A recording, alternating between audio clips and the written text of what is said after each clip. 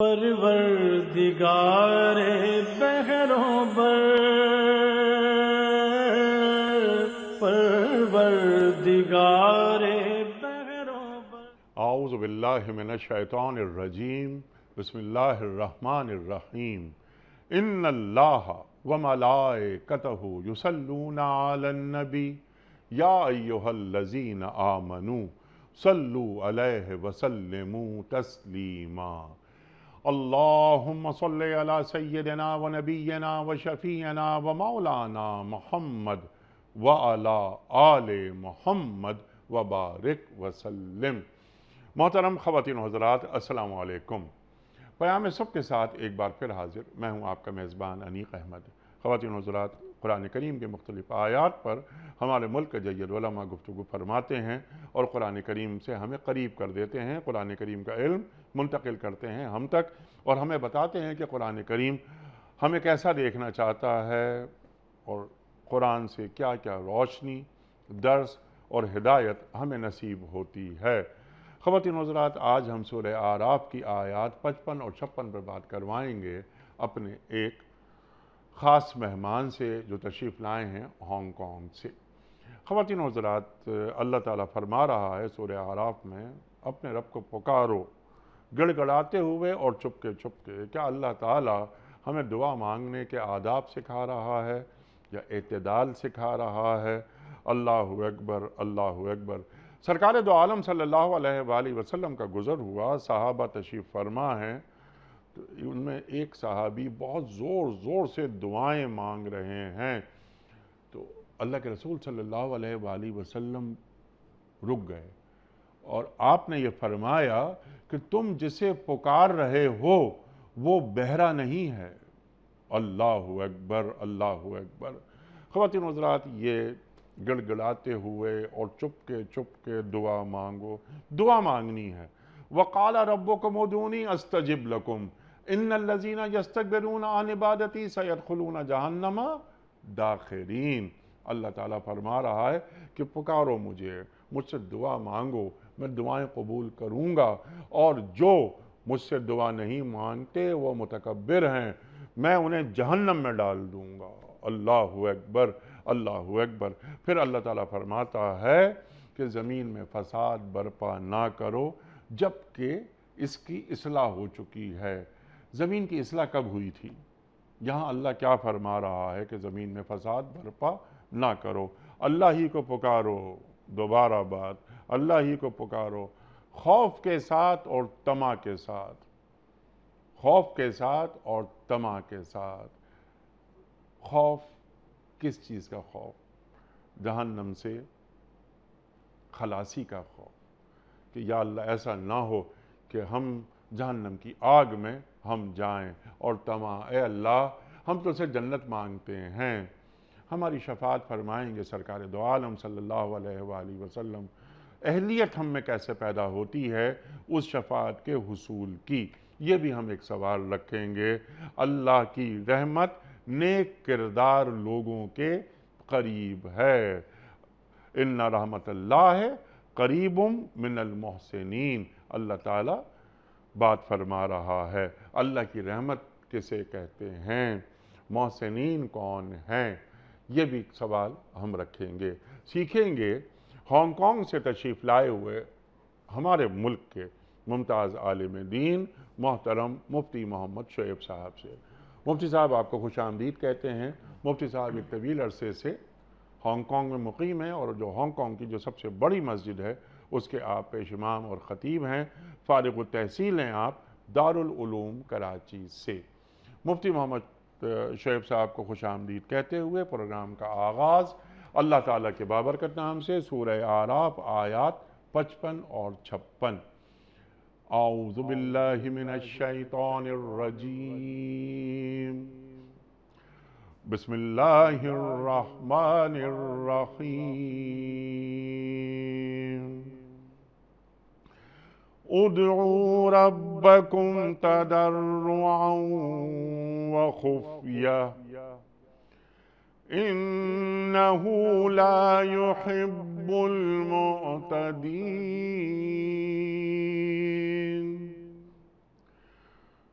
ولا تفسدوا في الأرض بعد إصلاحها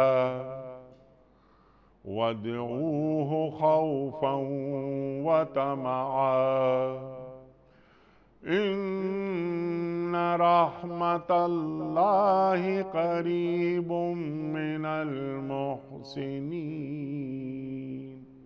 صدق اللہ العظیم۔ اپنے رب کو پکارو گڑگڑاتے ہوئے اور چپکے چپکے، یقیناً وہ حد سے گزرنے والوں کو پسند نہیں کرتا۔ زمین میں فساد برپا نہ کرو جبکہ اس کی اصلاح ہو چکی ہے، اور اللہ ہی کو پکارو خوف کے ساتھ اور طمع کے ساتھ، یقیناً اللہ کی رحمت نیک کردار لوگوں سے قریب ہے۔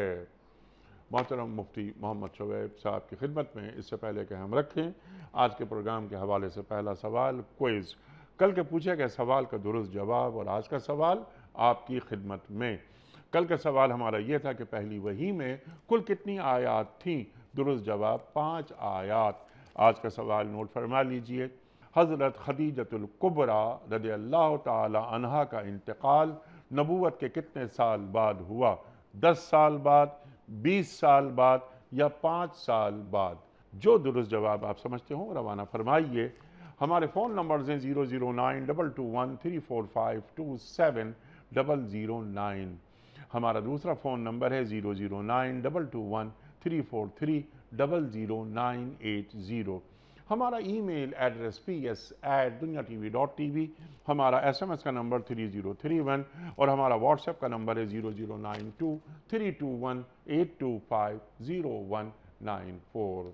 حضرت ارشاد فرمائیے، میں نے انٹرو میں ایک جملہ یہ بھی کہنے کی کوشش کی کہ یہاں جب اللہ تعالیٰ یہ بات فرما رہا ہے کہ رب کو پکارو، ایک بات تو یہ ہو گئی کہ رب کو پکارو، یعنی دعا مستقل مانگنے والی چیز ہے، گڑ گڑاتے ہوئے بھی اور چپکے چپکے بھی۔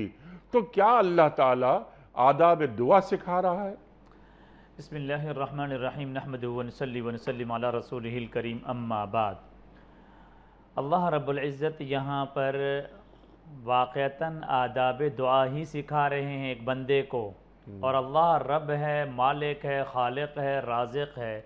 جہاں اللہ رب العزت نے میرے کاروبار میں، میری سیاست میں، میری معاشرت میں، میری معیشت میں، میری گھریلو زندگی میں، میری پرسنل زندگی میں، میری کمرشل، میری بزنس ایکٹیویٹی، جہاں جہاں پر اللہ رب العزت نے میرے سے ریلیٹڈ جو بھی معاملہ ایک انسان کی ضرورت کا تھا، اللہ رب العزت نے اسے قرآن میں بیان فرمایا، اور قرآن اصول کی کتاب ہے۔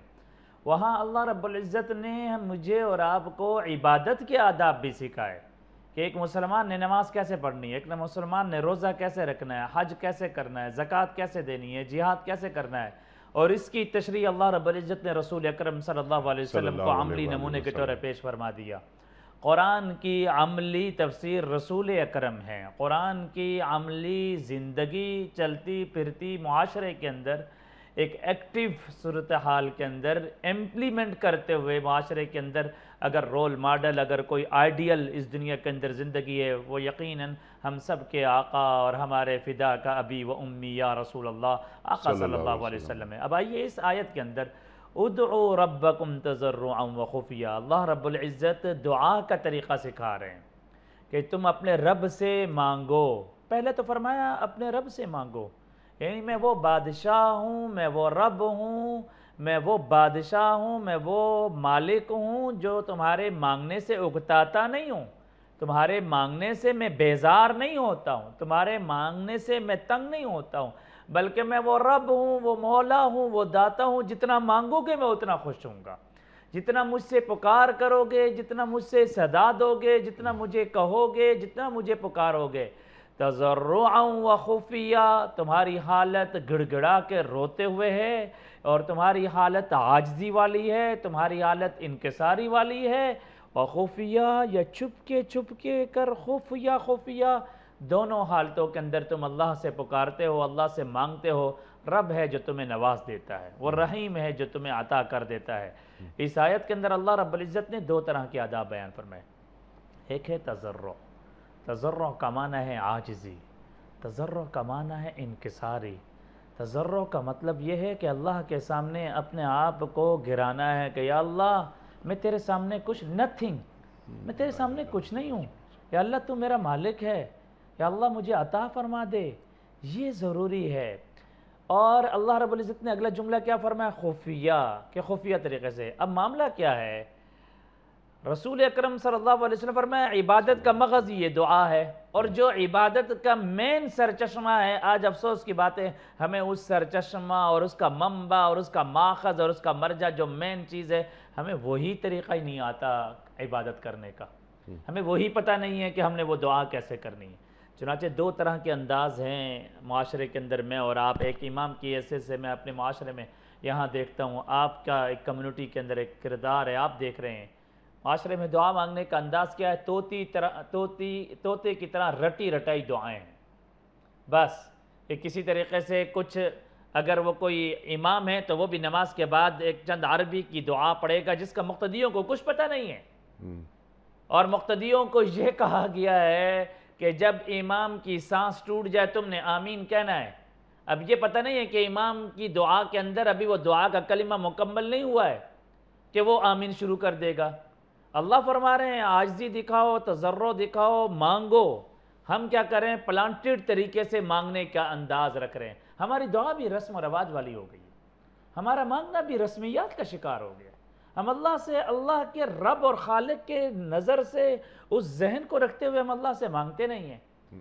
اللہ نے یہاں پہ طریقہ سکھایا کہ تم میرے سے مانگو، عاجزی کرتے ہوئے، انکساری کرتے ہوئے، اور اللہ کے سامنے اپنے آپ کو جھکاتے ہوئے، اور اللہ سے دعا مانگنے کا انداز بھی وہ اختیار کرو۔ چنانچہ ہمارے ہاں آقا صلی اللہ علیہ وسلم بھی جب دعا آقا صلی اللہ علیہ وسلم، رسول اکرم صلی اللہ علیہ وسلم اللہ رب العزت کے سامنے اپنی عاجزی پیش کرتے تھے، یا اللہ میں اپنی عاجزی آپ کے سامنے پیش کرتا ہوں، یا اللہ میں اپنی انکساری پیش کر رہا ہوں، یا اللہ تو رب ہے، تو خالق ہے، میں بندہ ہوں۔ یہ بندے کے جو الفاظ ہیں یہ عاجزی اور انکساری کے ہیں، اور آپ کو یہ ایک تجربہ بتاتا ہے، مورخین اور محققین بتاتے ہیں جو تجربے والے لوگ ہیں، جس چیز کی جس کے پاس کمی ہوتی ہے نا اس کو اس کی قدر بھی ہوتی ہے۔ اگر میرے پاس کوئی چیز نہیں ہے تو نیچرلی طور پر مجھے اس کی قدر آئے گی اگر وہ آ جائے گی۔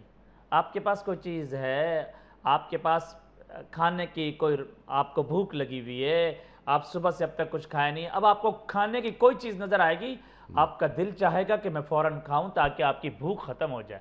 آپ کو پیاس لگی ہوئی ہے، آپ پیاس اور پانی کے لیے تڑپ رہے ہیں، تو آپ کو اس پانی کی اس چند منٹ اور چند گھنٹوں کے اندر قدر آئے گی۔ اللہ رب ہے، اللہ مالک ہے، واللہ الذی لا الہ الا ہو، الملک، القدوس، السلام، المؤمن، المہیمن، العزیز، الجبار، المتکبر، یہ اللہ۔ لیکن اللہ کے پاس عاجزی نہیں ہے، اور اللہ کو ضرورت بھی نہیں ہے عاجزی کی۔ اب اللہ کو، اللہ رب ہے، اللہ کو عاجزی کی ضرورت نہیں ہے، لیکن اللہ کو یہ ضرورت ضرور ہے، اللہ اس کو بہت پسند کرتا ہے کہ جو عاجزی اللہ کے سامنے ظاہر کر دے۔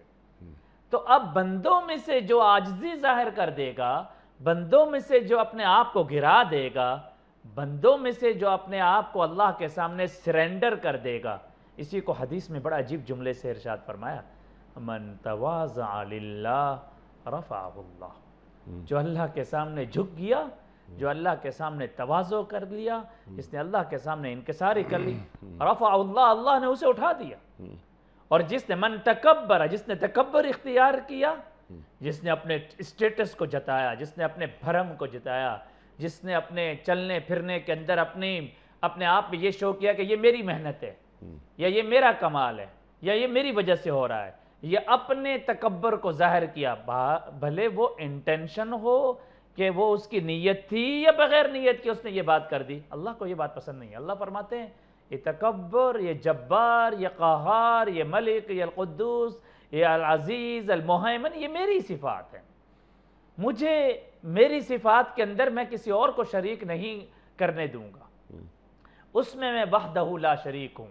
اب یہاں پہ دو ادب بیان ہو گئے، ایک تواضع کا، عاجزی کا، انکساری کا، اور دوسرا ادب بیان ہوا خفیہ۔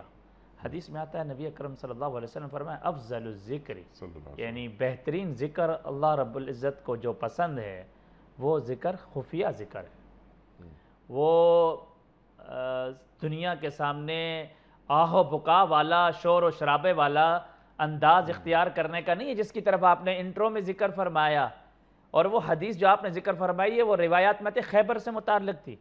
خیبر میں کچھ صحابہ کرام تھے، وہ دعا کرتے کرتے ان کی آوازیں بلند ہو گئی. تو اس پر نبی اکرم صلی اللہ علیہ وسلم نے غزوہ خیبر میں صحابہ کرام کو تنبیہ فرمائی، تاکید فرمائی کہ تم جس کو سنانا چاہ رہے ہو وہ رب سننے والا ہے.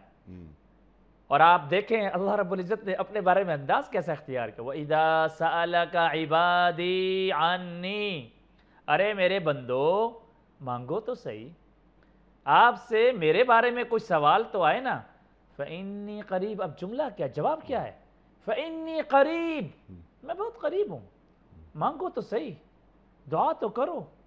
میرے پاس آنے کے لیے کسی وسیلے کی، کسی واسطے کی، کسی سٹیٹس کی، کسی پروسیس کی ضرورت نہیں ہے، کوئی ممبرشپ کی ضرورت نہیں ہے، کسی جگہ پہ جا کے رجسٹریشن کی ضرورت نہیں ہے. رات کی تنہائیوں میں پکارو، دن کے اجالوں میں پکارو، جہاں بھی پکارو مجھے سے مانگو. میں رب ہوں، میں خدا ہوں، تمہارے مانگنا مجھے اچھا لگتا ہے، میں تمہیں عطا کر دوں گا. پھر نبی اکرم صلی اللہ علیہ وسلم نے فرمایا بعض لوگوں کو شکوہ ہوتا ہے، وہ اپنی دعاؤں میں جلد بازی بڑی کرتے ہیں. نبی ایک صحابی نے پوچھا یا رسول اللہ یہ جلد بازی کرنے سے کیا مراد ہے؟ تو نبی اکرم صلی اللہ علیہ وسلم نے جواب دیا، اور یہ وہ جواب ہے جو میرے ناظرین سنیں گے، یہ ہر دوسرے بندے کی زبان پہ یہ شکوہ ہوتا ہے. اور ڈرنا چاہیے، دعا کے معاملے میں اللہ سے شکوہ نہیں کرنا چاہیے. کمزوری میری ہے، میں شکوہ اللہ سے کرتا ہوں. اب آپ کو میں بتاؤں، یہ وہ شکوہ ہے جو عموماً گلی کوچوں میں ریڑھی چلانے والا، معاشرے میں، گھروں میں مرد عورتوں اور عام افراد، جاب لیس افراد، بے روزگار افراد کی زبانوں سے فوراً نکل جاتا ہے. اس کو نبی اکرم صلی اللہ علیہ وسلم نے مایوسی قرار دیا اور منع فرمایا. نبی اکرم صلی اللہ علیہ وسلم فرمایا اللہ تعالیٰ بندے کی دعا کو سنتا رہتا ہے جب تک وہ جلد بازی نہ کرے. صحابہ کرام نے عرض کیا یا رسول اللہ یہ جلد بازی کا مطلب کیا ہے؟ نبی اکرم صلی اللہ علیہ وسلم فرمایا وہ زبان سے یہ نہ کہے کہ اتنا عرصہ ہو گیا میں نے دعا مانگی ہے، میری دعا قبول نہیں ہو رہی ہے. یہ لفظ اللہ کو پسند نہیں ہے، اور یہ ہمارے اکثر لوگوں کی زبانوں سے نکلتے. ہم بہت عرصے سے یہ ذکر کر رہے ہیں، ہمارا یہ مسئلہ حل نہیں ہوا. مفتی صاحب ایک اور وظیفہ دے دیجئے. اس کا مطلب کیا ہے؟ جو پہلا وظیفہ یا پہلی دعا وہ اللہ نہیں سن رہے. ہاں یہ ضرور ہے کہ یہ دعائیں بیک وقت اللہ تعالیٰ اسی وقت آپ کو قبولیت کا کوئی اشارہ نہیں دے رہے ہیں کہ اللہ تعالیٰ آپ کو امتحان میں ڈال کے اللہ تعالیٰ دیکھ رہے ہیں کہ تمہارے ایمان کا لیول کتنا ہے. کیا تم اس کمزوری اور گرتے وقت گر کے اسفل تک، نیچے تک چلے گئے ہو، پھر بھی اللہ کو رب مان رہے ہو؟ اللہ نے دیکھ لیا کہ یہ بندہ بیچارہ بالکل پوری دنیا سے مایوس ہو گیا ہے، اب بھی مجھے پکار رہا ہے، تب اللہ رحمت کے دروازے کھول. سبحان اللہ. اور دعائیں ہماری ضائع نہیں ہوتی بلکہ ذخیرہ ہو جاتی ہیں. ایک بات تو یہ، اور یہ کہ وَإِذَا سَأَلَكَ عِبَادِي عَنِّي فَإِنِّي قَرِيبٌ أُجِيبُ دَعْوَةَ الدَّاعِ إِذَا دَعَانِ فَلْيَسْتَجِيبُوا لِي. مفتی صاحب یہاں پر اس ذیل میں کئی سوالات ہیں. چھوٹا سا سوال میں یہ رکھ رہا ہوں آپ کی خدمت میں کہ اللہ تعالیٰ فرما رہا ہے وَقَالَ رَبُّكُمْ ادْعُونِي أَسْتَجِبْ لَكُمْ، تم مجھے پکارو، مجھ سے دعا مانگو، میں قبول کروں گا. اللہ تعالیٰ پکار ہماری سنتا ہے. دعا مانگنا اللہ تعالیٰ کو کیوں پسند ہے؟ اللہ علیم ہے، اللہ خبیر ہے، وہ جانتا ہے کہ مجھے اور آپ کو کیا چاہیے. پھر اللہ یہ کیوں چاہتا ہے کہ بندہ ہاتھ اٹھائے، سجدے میں جائے اور گڑ گڑائے اور عاجزی اور انکسار اختیار کرے اور مجھ سے مانگے؟ دیکھیں اللہ از کریٹر، اللہ نے اس دنیا کو پیدا کیا ہے، اللہ اس دنیا کا سسٹینر ہے آف دس یونیورس. اللہ اس دنیا کو چلا رہا ہے، اللہ اس دنیا کا مالک اور خالق ہے، رازق ہے. اللہ نے سارا کچھ نظام بنایا ہے. اور اللہ رب العزت دیکھنا یہ چاہتا ہے کہ جس کے لیے میں نے تمہاری اس پوری دنیا کو آباد کیا، یہ بر و بحر، یہ چشمے، یہ دریا، یہ سمندر، یہ پانی، یہ جنگل، یہ رزق، یہ فراوانی، یہ سارا کچھ اللہ رب العزت نے عطا فرمایا. اللہ دیکھنا چاہ رہے ہیں کیا تمہیں اس کی قدر بھی ہے؟ کیا تمہیں اس کا احساس بھی ہے کہ اللہ نے یہ پوری کائنات تمہارے لیے تشکیل دے دی؟ مجھے آپ بتائیں، میں آپ کے لیے کوئی ایک کام کر دوں اور آپ کے لیے کوئی ترتیب دے دوں، کوئی محنت کروں، کوئی جدوجہد کروں، کیا ایک انسانی نیچر یہ نہیں ہے کہ میں اس کا شکریہ ادا کروں؟ یہ انسان کی طبیعت ہے، انسان کی فطرت میں اللہ رب العزت نے کوئی آگ والی مخلوق تو پیدا نہیں کی ہے، اسی مٹی سے پیدا کی ہے اللہ رب العزت نے۔ تو دعا شکر گزاری کی شکل ہے۔ شکر گزاری کا درجہ ہے، اچھا، اور استغفار بھی شکر گزاری کی شکل اور ہے؟ استغفار بھی شکر گزاری کا درجہ ہے کہ اللہ فرما رہے ہیں جیسے جیسے میرا یہ بندہ یہ دعا کر کے شکر گزاری کر رہا ہوگا ویسے میں اس کی نعمتوں میں اضافہ کر رہا ہوں گا۔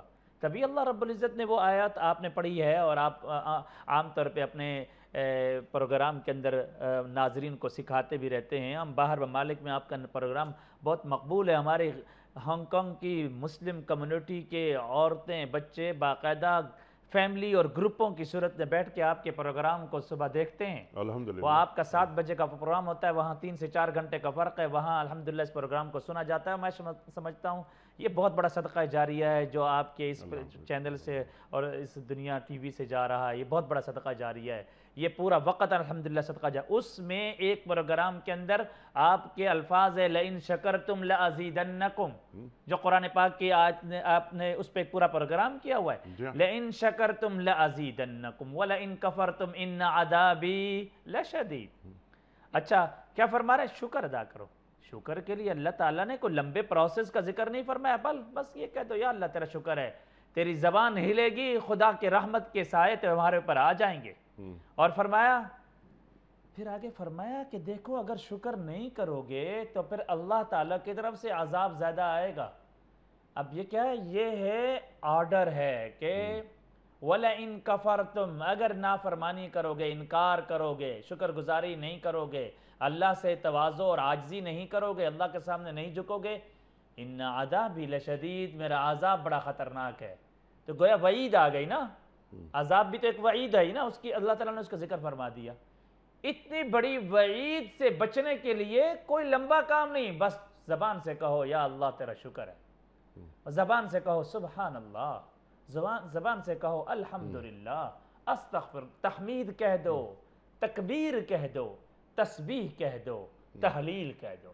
تحمید کیا ہے میرے ناظرین؟ اس 4 چیزوں کو باندھ لیں، ان باتوں کو، تسبیح، تحمید، تحلیل، تکبیر۔ تسبیح کیا ہے؟ سبحان اللہ۔ تحلیل کیا ہے؟ لا الہ الا اللہ۔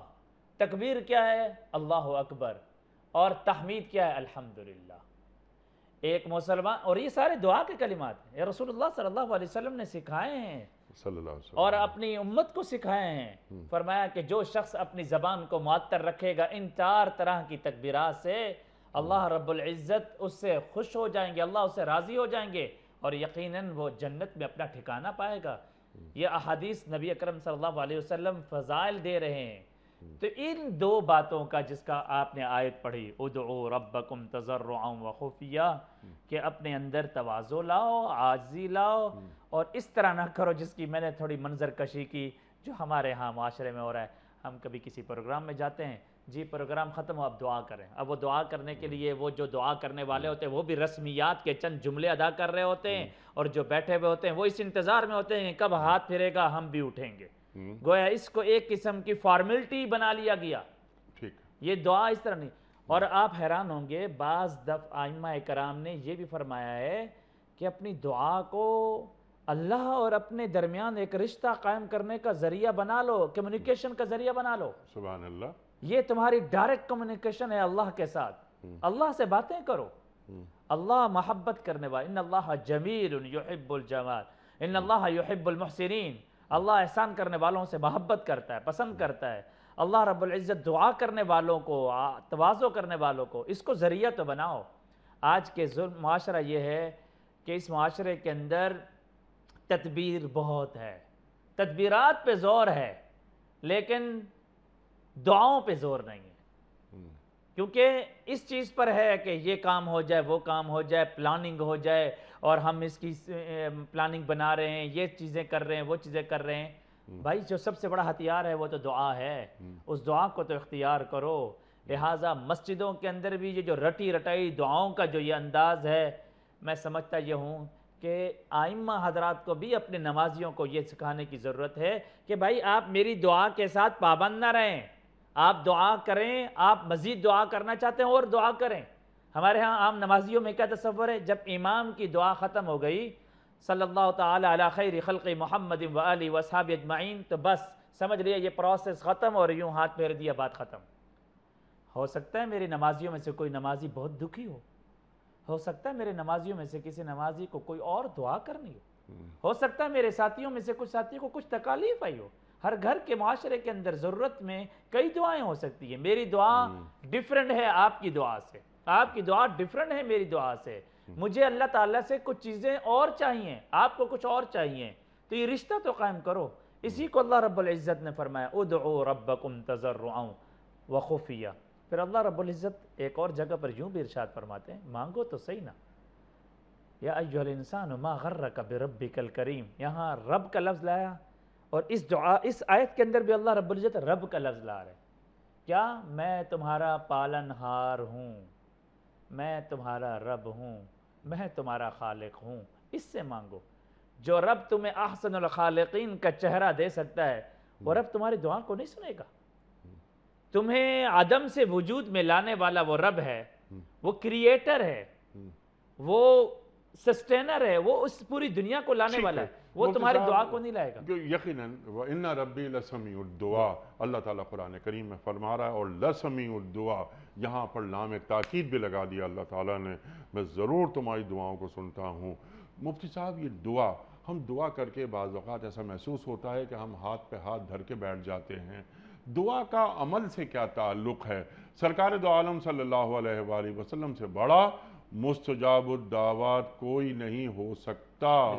بدر کا موقع، آپ نے دعائیں بہت مانگی، لیکن جو 313 صحابہ قدسی نفوس ان کو لے کر میدان میں پہنچے، عمل کہ یہ ہے میرا عمل، میں نے اے اللہ جو کچھ میرے پاس تھا پیش کر دیا، لیکن میں تجھ سے دعا مانگ رہا ہوں۔ تو دعا اور عمل کے مابین کوئی ربط ہے؟ یقیناً دعا اسی وقت قبول ہوگی جب اللہ دیکھ رہے ہیں کہ اس کا عمل کیا ہے، صرف یہ تو نہیں کہ یہ رسمیات میں بولتا چلا جا رہا ہے۔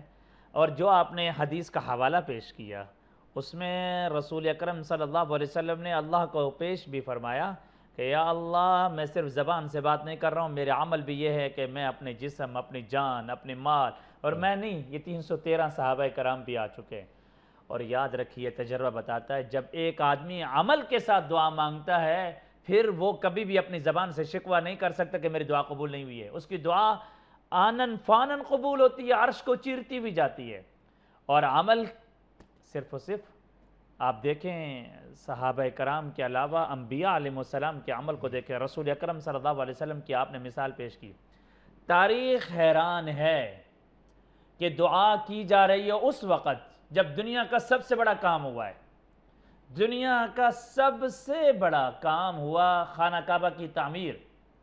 اس خانہ کعبہ کی تعمیر کے اندر 2 انبیاء شروع سے اول سے آخر تک مصروف عمل رہے، اور وہ کیا کر رہے ہیں؟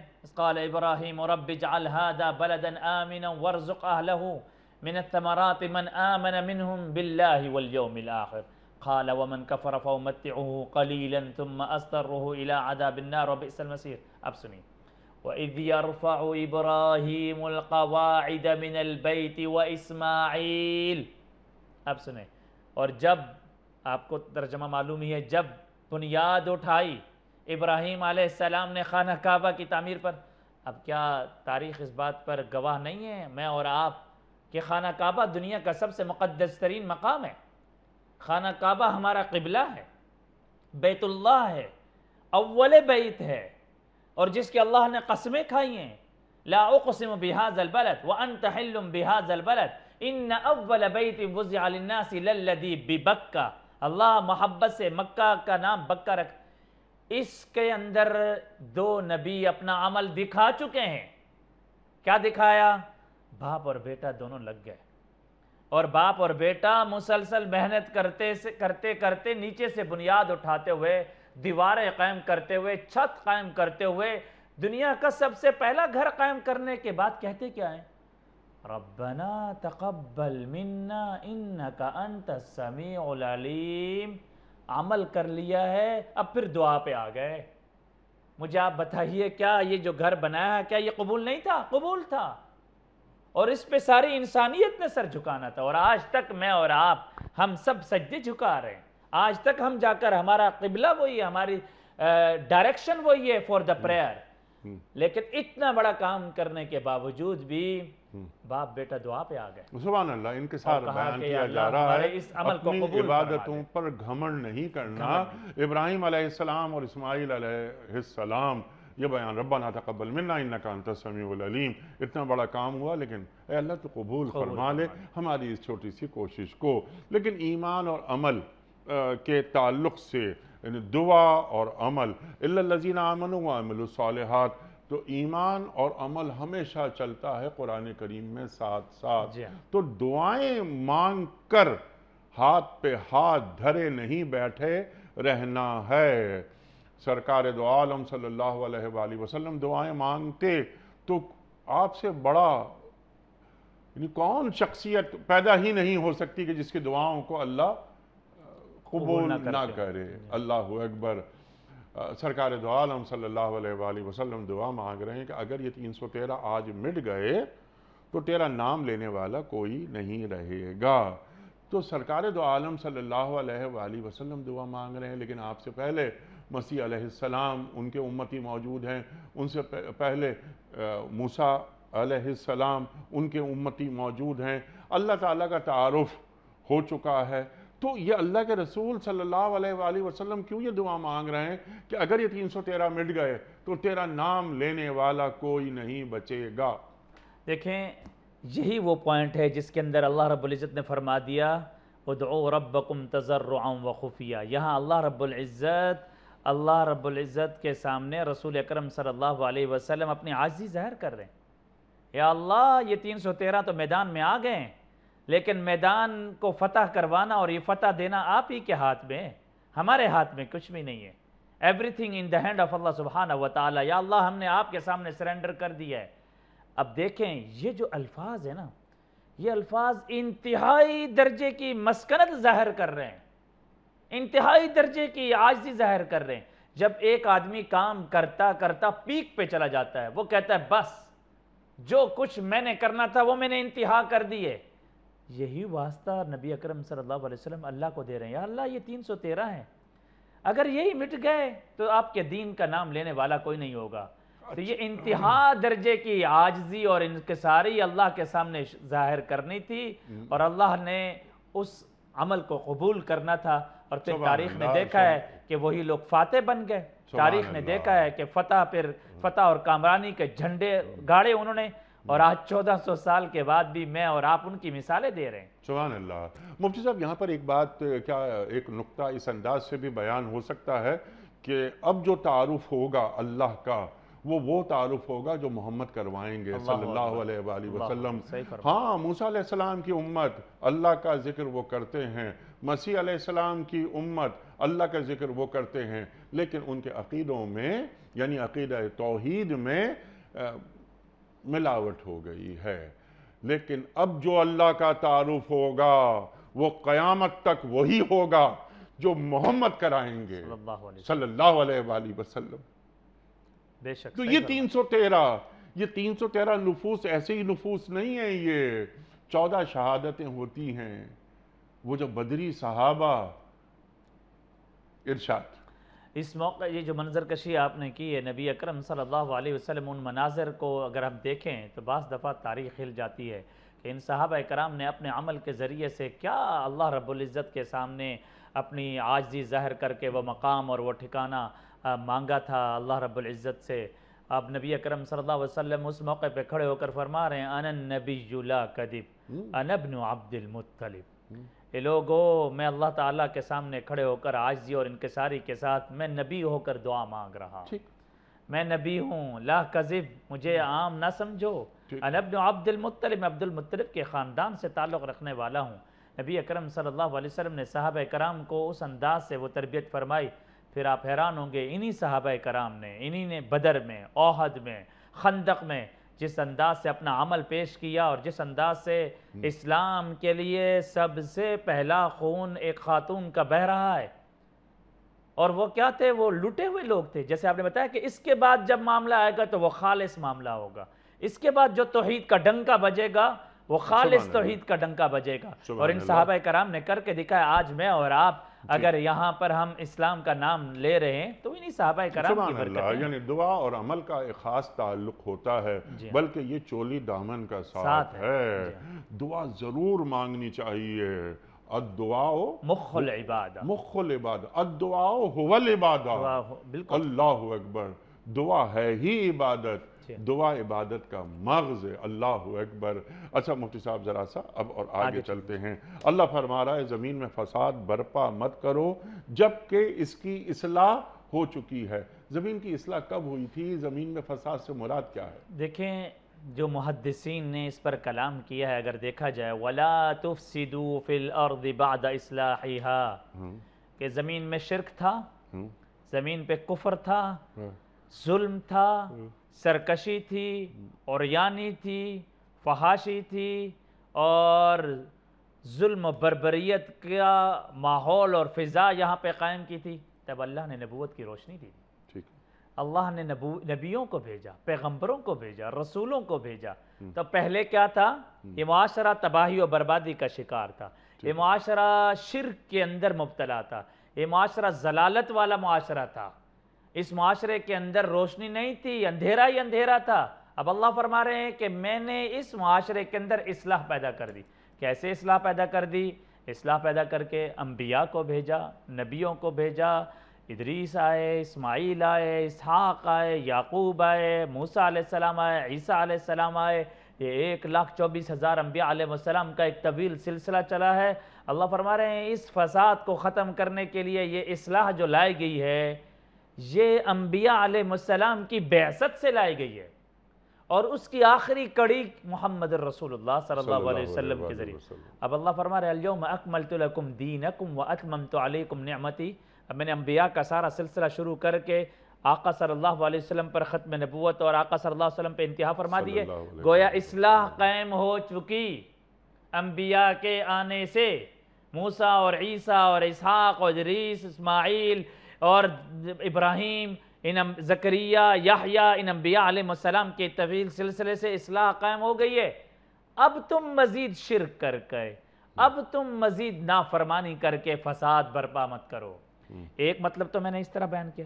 ایک دوسرا مطلب بھی ہے جس کو بہت سارے مفسرین نے ذکر کیا ہے کہ اللہ رب العزت نے زمین کے اندر پانی کے آبشاروں کے ذریعے سے, سمندر کے جواہرات کے ذریعے سے, بر و بحر کے اندر, پہاڑوں میں اللہ رب العزت نے جو جواہرات, جو موتیاں, جو فائدے, جو پانی, جو اللہ رب العزت نے, جو کھیتی, جو اللہ رب العزت نے انسانوں کو عطا کر دی, ایک زمین کا نظام قائم کر دیا.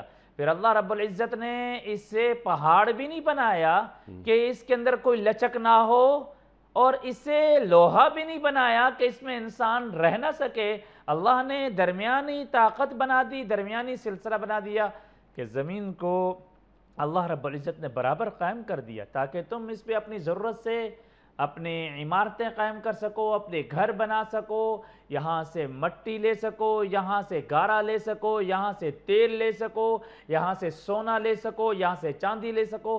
اپنی اپنی ضرورت کا خزانہ نکالتے چلے جاؤ اور اپنے آپ کو سکون اور اصلاح دیتے رہو. اب اللہ فرما رہے ہیں جب تمہیں یہ دنیا میں زمین کا نظام بنا کے دے دیا گیا, سمندر دے دیے گئے, پانی دے دیا گیا, گھر بنا کے دے دیے گئے, تمہیں چھت مل گئی, تمہیں آسائش مل گئی, اسباب مل گئے, اللہ فرما رہے ہیں اب اس میں فساد مت پیدا کرو.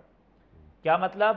ان چیزوں کی تباہی کر کے, انہیں خراب کر کے, انہیں برباد کر کے, ان کے زمینوں کے کھیتیوں کو, زمینوں کے پانی کے نظام کو ان بیلنس کر کے, خراب کر کے تم اس میں فساد مت برپا کرو. چنانچہ آج دیکھ لیں ہمارے یہاں فلڈ کا سلسلہ آیا, یہ جو پوری دنیا کے اندر ماحولیاتی تبدیلی آ رہی, یہ فساد ہی تو ہے. یہ دونوں معنی میں نے آپ کے سامنے بیان کر دیا کہ مفسرین نے اس فساد کو بھی مراد لیا کہ شرک کا, ضلالت کا, گمراہی کا, یہ فساد پیدا مت کرو انبیاء علیہ السلام کی بعثت کا. اور دوسرا مطلب میں نے یہ بتا دیا, یہ زمین بھی تو اللہ کی مخلوق ہے نا, یہ زمین بھی تو اللہ کی پیدائش ہے. ہذا خلق اللہ فارونی ما داخل, یہ میری پیدائش ہے, تم بھی کچھ لے کر آؤ, تمہارے پاس بھی کچھ ہے. اس چاند کے نظام کو آج کے جدید ٹیکنالوجی کے نظام کے اندر وہاں جا کے ریسرچ کی جا رہی ہے، سپائی کیا جا رہا ہے، جاسوسی کی جا رہی ہے. پھر یہاں پہ ماحولیاتی آلودگیاں ہوئیں، اس کی وجہ سے جو کلاؤڈ کا نظام ہے، جو فلکیات کا نظام ہے، جو اسکائی کا ایک نظام ہے، جو فلکیات کی ایک پوری دنیا ہے، تم کیوں ان کو فساد کر رہے ہو؟ تم کیوں انہیں تباہ کر رہے ہو؟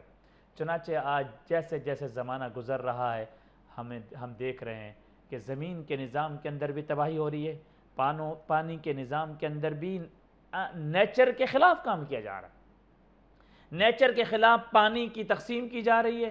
آج جو ترقی یافتہ ملک ہیں وہاں پر بھی پانی کا بحران کھڑا ہو گیا ہے.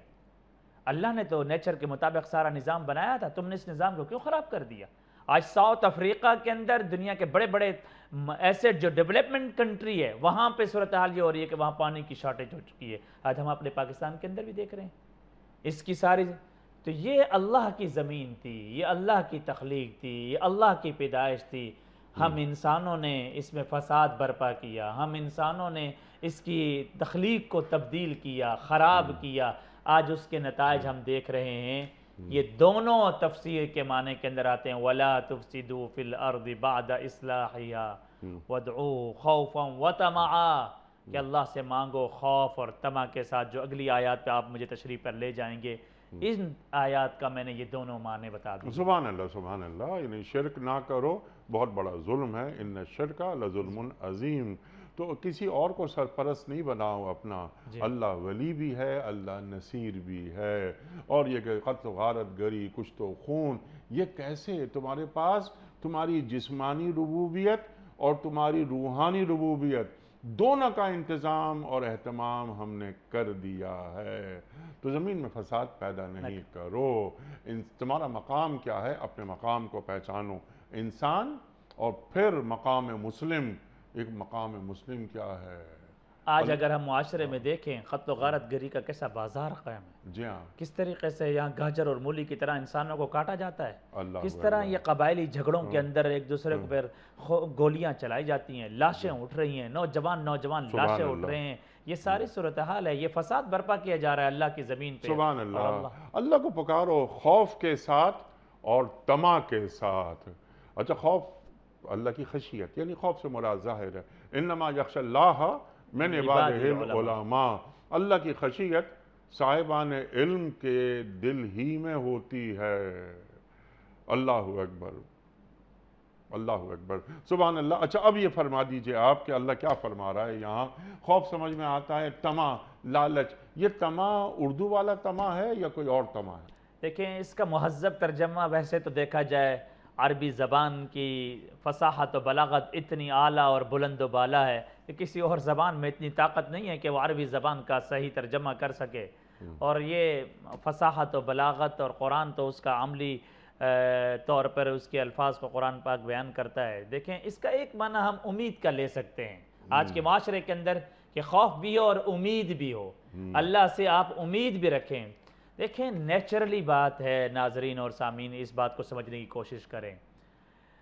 اگر کوئی شخص اپنی کسی کام کی کارکردگی کو بڑھاتے ہوئے کرتے کرتے کرتے کرتے وہ اطمینان کر لیتا ہے اور وہ یہ سمجھتا ہے کہ میں نے اپنے کام کو کر لیا ہے، وہیں سے اس کا زوال شروع ہو جاتا ہے. کسی بھی کام کے اندر کوئی شخص یہ دعویٰ نہیں کر سکتا کہ میرا کام اب 100% مور دین 100% ٹھیک ہو گیا ہے. تو اللہ تعالیٰ فرما رہے ہیں کہ نہیں، اپنے اندر یہ خوف رکھنا ہے کہ میں ہی مالک ہوں، میں ہی رازق ہوں. اور ساتھ میں اس خوف میں اتنا نہیں پڑ جانا ہے کہ امید کا دامن تم سے چھوٹ جائے. اس کو ایک مثال سے لیں. ایک سپاہی ہے، جب وہ کسی سرحد کے اندر کھڑے ہو کر پہرا دے رہا ہوتا ہے، اس کو دونوں چیزیں ہونا ضروری ہوتی ہے. اس کو خوف بھی ہو کہ دشمن کسی ٹائم بھی حملہ آور ہوگا، لیکن اس کو امید بھی ہونی چاہیے کہ میں اپنی سرحد کی حفاظت کر رہا ہوں. جب یہ دونوں چیزیں ملتی ہیں تب وہ سپاہی اپنی سرحدوں کی حفاظت کرتا ہے. تب جا کر وہ زبردست سپاہی بنتا ہے، وہ فوجی بنتا ہے. تب جا کے ملک کے بارڈر محفوظ ہوتے ہیں. اللہ کے یہ بندے بھی اللہ کے دین کے سپاہی ہیں. اللہ فرما رہے ہیں کہ خوف بھی رکھو لیکن امید بھی رکھو. ایسا نہ ہو خوف کے اندر رہو اور اللہ سے کوئی امید نہ رکھو اور یہ سمجھو کہ جی جس طرح مایوسی کے الفاظ ہمارے بعض لوگوں سے نکلتے ہیں، ہم نے دعا بڑی کی ہے بس اللہ نہیں سنتا، نعوذ باللہ. ہم نے دعا بہت کی ہے، پتہ نہیں ہمارے گناہ بہت زیادہ ہیں، ہماری بات نہیں جاتی ہے.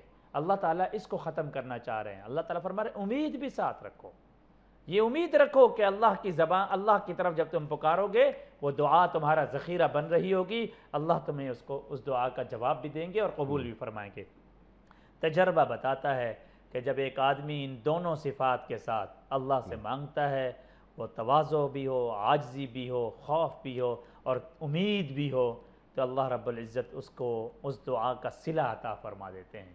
وہ حقیقت میں ہماری آنکھوں کے سامنے آ جاتا ہے، اور اگر وہ اس وقت دنیا میں اس کو وہ رزلٹ اور وہ نتیجہ نہیں ملتا ہے تو وہ ذخیرہ ہو رہا ہوتا ہے اور وہ آخرت میں اس کے درجات کو بلند کر رہا ہوتا ہے. میں یہ پیغام دینا چاہتا ہوں کہ اپنے اندر اگر اللہ سے تعلق کو مضبوط رکھنا ہے تو دعاؤں کا سلسلہ بڑھا دو. جتنا زیادہ سے زیادہ اللہ سے دعا کی جائے گی اتنا وہ اللہ کے قریب ہوتا چلا جائے گا. چنانچہ اگلی آیت آپ نے نہیں پڑھی جس میں اللہ فرما رہے ہیں کہ اللہ تعالیٰ قریب من المحسنین، اللہ کی رحمت اس کے قریب ہے سبحان اور اللہ تعالیٰ ان محسنین، یہ محسن بن جائے گا. جی ہاں. اس لیے نبی اکرم صلی اللہ علیہ وسلم نے ایک حدیث ارشاد فرمایا ثلاثۃ لا یکلمہم اللہ یوم القیامۃ ولا یزکیہم. 3 آدمی ایسے ہیں، اس سے ہمیں بچنا چاہیے. 3 آدمی ایسے ہیں کہ جس میں اللہ تعالیٰ کل ان سے بات بھی نہیں کریں گے. لا یکلمہم اللہ یوم القیامہ ولا یزکیہم ولہم عذاب علیم. اللہ اس کو دیکھیں گے بھی نہیں. اللہ بچائے ہم سب کو ان 3 آدمیوں سے. ایک وہ جو تکبر کرتا ہے، شلواروں کو ٹخنے سے رکھتا ہے، وہ تکبر کرتا ہے، اللہ کے سامنے عاجزی انکساری نہیں کرتا، جھکتا نہیں ہے، دعا نہیں کرتا، اس کے اندر پراؤڈ ہے. اور ہوتا ہے بہت سے لوگ اپنے مال اور دولت کی مستی کے اندر اتنے مست ہیں کہ انہیں اللہ تعالیٰ کا یاد نہیں، اللہ کی دعا کے مانگنے کا تصور نہیں ہے. ثلاثۃ لا یکلمہم اللہ یوم القیامہ ولا یزکیہم. المسبل، تکبر کرنے والا، شلواروں کو ٹخنوں سے نیچے رکھنے والا، اپنے اندر تواضع اور عاجزی دور رہنے والا، پہلا. دوسرا والمنان، لوگوں کا کام کرتا ہے، احسان جتلاتا ہے، منت چڑھاتا ہے، لوگوں کو بولتا ہے میں نے تمہارے لیے کام کر دیا ہے. نعوذ باللہ وہ بعض دفعہ کوئی نیکی کرتا ہے تو بھی اللہ پر احسان چڑھاتا ہے، میں نے یہ کام کر لیا، میں نے مسجد تعمیر کروا لی، میں نے آج حج کر لیا، میں نے اتنے حج کر لیے، میں نے اتنے عمرے کر لیے، میں نے فلاں جگہ پر اتنے لوگوں کو غریبوں کو پیسہ دے دیا. تو منان ہے نا، احسان جتلا رہا ہے نا. وہ پیسہ تمہارا تو نہیں تھا، وہ تو اللہ کا تھا. تو دوسرا یہ شخص ہوا، پہلا شخص تکبر کرنے والا، دوسرا شخص یہ جو کہ احسان جتلانے والا. تیسرا فرمایا والمنفق سلعتہ بالحلف الکاذب، جو جھوٹی قسمیں کھا کر اپنا سامان بیچتا ہو. سامان بک جاتا ہے مگر برکت ختم ہو جاتی ہے. ایسے 3 چیزوں پہ اللہ کے رسول فرما رہے ہیں صلی اللہ علیہ وسلم. تکبر کیا؟ تکبر انسان کی اوقات کیا ہے؟ اللہ فرماتا ہے الکبر ردائی، تکبر میری چادر ہے، مجھ سے میری چادر نہ کھینچو. مفتی صاحب میں آپ کا بڑا ممنون، بڑا شکر گزار، آپ تشریف لائے. اللہ آپ کو سلامت رکھے.